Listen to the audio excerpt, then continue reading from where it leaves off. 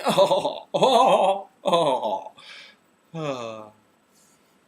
The time has come, the walrus said, to talk of other things, of shoes and ships and sealing wax and cabbages and kings. So this week, we're not just going to sit here and pontificate in our usual cynical manner. Instead, Tennille has opted for us to take our shovels and dig in a brighter, less vexing part of the Cabbage Patch. It is her prerogative to choose this unbeaten path, because it was her theme for the week. And when you really think about it, a rant doesn't necessarily have to have like a negative connotation. To rant basically means to speak or shout at length in a wild, impassioned tone. And I'm pretty sure if we work hard enough, we can work within the parameters with this week's theme, which is things that inspire us. So when we begin to think about all the factors that have influenced your life and all the things that have inspired you, you've got to kind of wonder how many different categories there are to fill in relation to this. Are we talking about the inspiration that made us make our first YouTube video?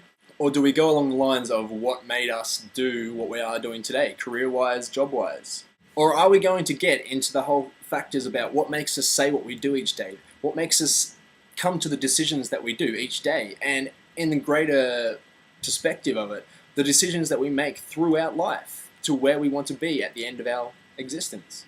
Or are we talking about what influences us to dress how we do each day?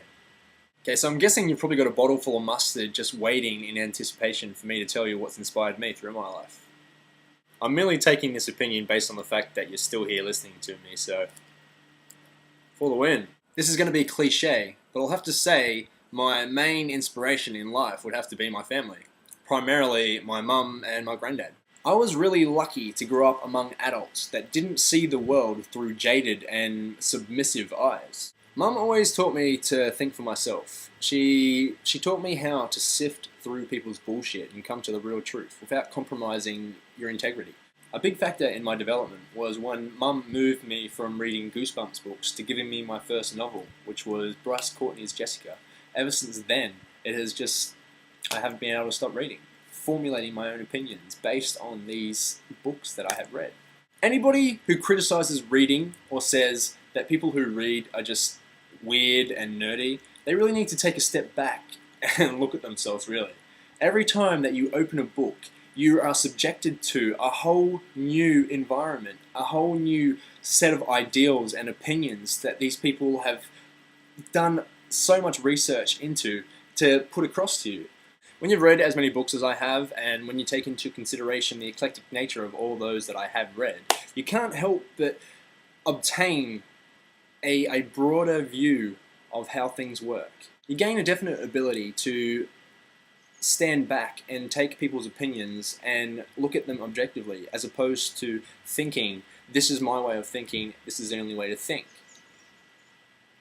Does that make sense?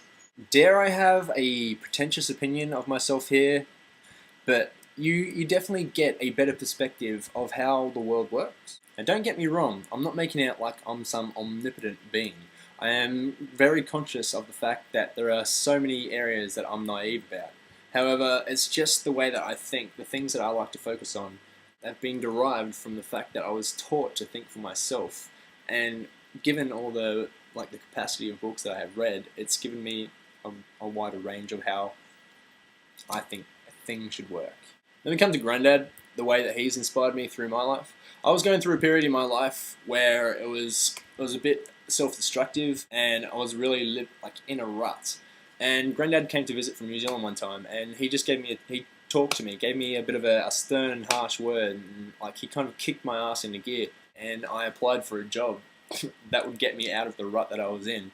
And ever since then, I now live on the other side of the country, and I'm kind of achieving something for myself. It was the cold hard logic and a reality check that I definitely needed for him to inspire me. He's also very literary as well, where I think my mum gets it from, so that's how we follow along with that. Okay, so if you want to know what motivated me to make my first YouTube video as well, I originally had the intention to start making videos to keep friends and family on the East Coast, the other side of the country, where I lived, up to date with what I was doing and all that kind of guff. Not very interesting. I guess finally I come to give thanks. What is this, Thanksgiving?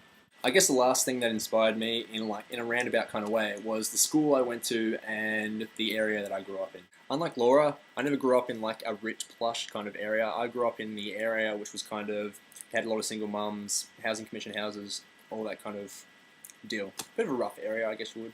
This is in the same respect the school that I went to. What I'm saying here is I don't actually regret going to that school.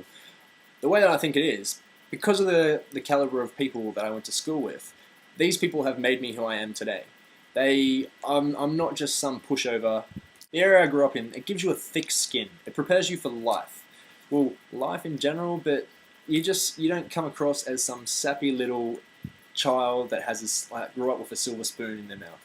I'm very grateful for growing up in that area. I'm grateful. Still, back to Thanksgiving. If I had a second chance at it, I wouldn't change the school that I went to because, as I said, it's given me a thick skin, and I'm glad of that. It gave me the chance to formulate the ability to just say, nobody's opinion matters to me and how I want my life to be. If somebody's going to take the piss out of you, it doesn't really faze me. How has their life got anything to do with how I want my life to be? Finally, just to answer that last stupid question, it's kind of in that regard why I also dress the way I do each day, because I dress how I like to dress. That's how I roll. Before we go though, just people who are watching this, leave a comment below and tell me what has inspired you through life as well. Is there anything different? Do you agree with some of the things that I've said here, or what do you think about what I've said so far? Let me know. So Neil, see you on Wednesday. Bam. I weep for you. Excuse me. I deeply sympathize. For I've enjoyed your company, much more than you realize.